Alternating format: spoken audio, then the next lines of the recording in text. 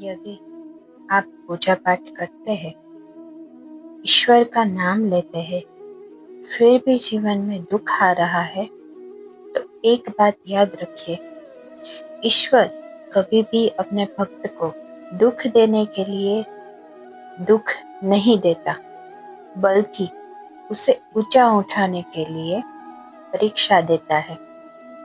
जो प्रसंग मैं आज आपको सुना रही हूँ, वो बहुत अद्भुत है, दिल को छू लेने वाला। बड़े ध्यान से सुनिए। हरे कृष्णा दोस्तों, मैं हूँ कृष्णा सखी। एक लड़की थी, गांव में रहती थी। उसकी रोज की एक आदत थी कि सुबह सुबह मंदिर जाते हुए रास्ते में जो एक गाय माता खड़ी रहती थी ना, वो उसे रोटी खिला देती थी। गाय माता उसे देखते ही प्यार से करके आवाज करती, जैसे कह रही हो, मुझे पता है तू आएगी, मेरी भूख मिटाएगी। लड़की लड़की भी हर रोज पूरे प्रेम से रोटी खिलाती, उसके सिर पर हाथ फेरती और थोड़ा सा पानी भी पिला देती। दिन ऐसे ही बीत रहे थे। एक दिन दुख का समय आ गया। एक दिन लड़की के घर में बहुत परेशानियां आ गई। आर्थिक संकट, घर पर तनाव, मन टूट चुका था।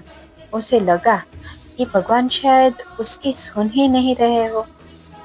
वो मंदिर जाने की हिम्मत भी नहीं जुटा पा रही थी। लेकिन उस दिन वो किसी तरह बाहर निकली और उस गाय माता की नजर उसके ऊपर पड़ी। गाय माता उसके पास आई और प्यार से उसकी बाह को चाटने लगी, जैसे हर दिन करती थी। लेकिन लड़की के हाथ में उस दिन रोटी नहीं थी।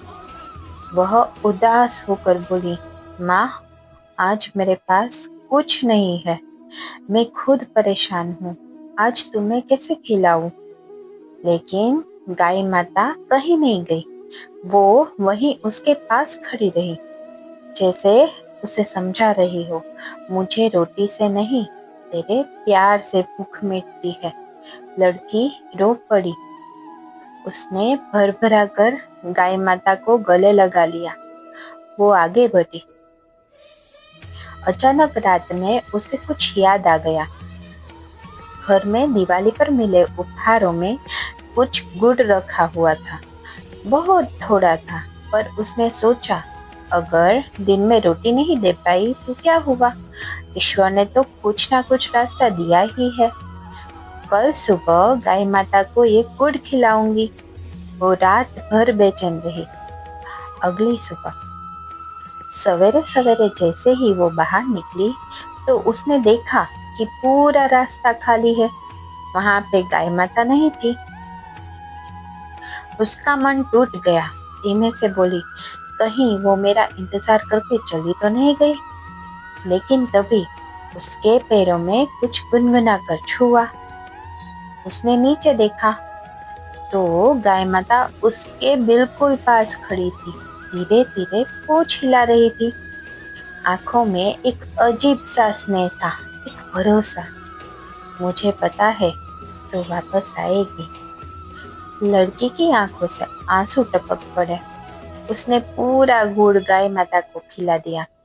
गाय माता ने खाते खाते अपने सिर से लड़की को टहल कर प्यार से उसके हाथ को छूम लिया।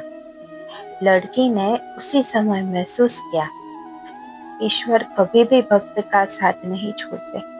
हमेशा वो प्रतीक्षा करते हैं कि भक्त का विश्वास कब मजबूत होगा। कहानी का सार, हम भी जीवन में गाय माता जैसे विश्वास क्यों नहीं रखते?